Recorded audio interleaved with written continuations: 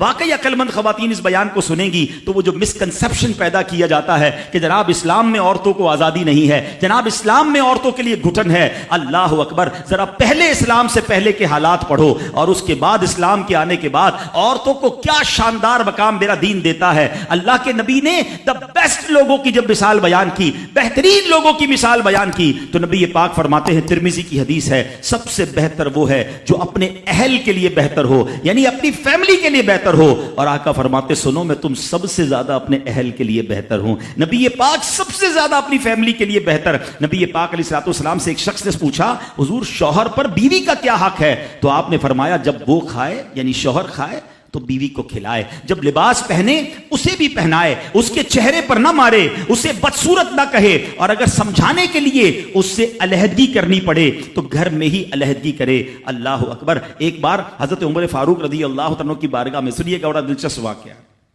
سیدنا عمر فاروق کا کتنا بڑا نام ہے، آپ کے جلال کی، آپ کی عدالت کی مثالیں دی جاتی ہیں، بڑے بڑے لوگ آپ کے سامنے تھر تھر کانپتے تھے۔ آپ کا گھر میں انداز کیا تھا کہ ایک شخص آیا کہ میں حضرت عمر کے پاس جاؤں اور بتاؤں میری بیوی جو ہے مجھ سے اس طرح بات کرتی ہے، اور میرا وہ انداز نہیں ہوتا جو شوہر کے سامنے ہونا چاہیے، ہوتا ہے گھروں میں، ہو جاتا ہے۔ تو حضرت عمر کے دروازے پر پہنچا نا، تو اندر سے اسے سیدنا عمر فاروق رضی اللہ تعالیٰ عنہ کی زوجہ ام کلثوم رضی اللہ تعالیٰ عنہ کی ناراضگی کی عالم میں گفتگو کرتے ہوئے سنا۔ وہ حضرت عمر سے بات کر رہی تھی، تو وہ شوہر سوچنے لگا کہ میں تو اپنی بیوی کی شکایت لے کر آیا تھا، حضرت کے تو گھر کا بھی معاملہ ہی ایسا ہی ہے۔ تو وہ کہتے میں واپس ہونے لگا۔ حضرت عمر نے بلا لیا، کیوں آئے تھے؟ تو کہا کہ میں تو حضرت اپنی بیوی کی شکایت کرنے آیا تھا، مگر میں آپ کے دروازے پر آیا، آپ کا بھی معاملہ ہی ایسا ہی ہے، تو میں سمجھ گیا ہم دونوں ایک ہی معاملے میں ہی ہیں۔ اب حضرت عمر نے جو ان کی تربیت فرمائی نا، آپ نے فرمایا میری بیوی کے مجھ پر چند رائٹس ہیں، چند حقوق ہیں، مجھے اس سے چند فائدے حاصل ہوتے ہیں جس کی بنا پر میں اس سے درگزر کرتا ہوں۔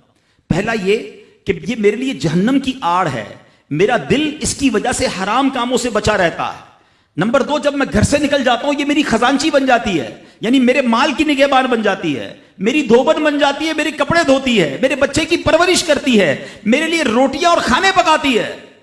تو وہ شخص کہتا ہے یہ سارے فائدے تو مجھے بھی اپنی بیوی سے حاصل ہیں، تو میں تو کبھی درگزر سے کام نہیں لیتا، وہ مجھے کہتی میں اسے لڑنا شروع کر دیتا ہوں۔ کہتا آج آپ کی بات سے نصیحت مل گئی، اب میں اپنی بیوی کی چھوٹی ماٹی باتوں کو میں بھی درگزر کرتا ہوں۔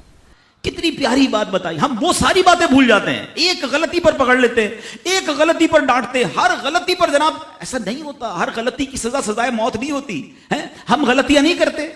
اگر جس طرح ہم اپنی بیوی کو اور غلطی پر ڈانٹتے وہ ڈانٹنا شروع کر دے پھر کیا حال ہوگا؟ تو ایسا نہ کرے، وہ بھی دل رکھتی ہے۔ ہم نے کسی انسان سے شادی کی ہے، کمپیوٹر سے نہیں کی، ٹھیک ہے نا؟ تو کمپیوٹر بھی آج کل وائرس آ جاتا ہے، تو وہ تو انسان ہے، غلطی ہو گئی، کوئی بات نہیں۔ تو سبحان اللہ، اتنا پیارا مذہب ہے۔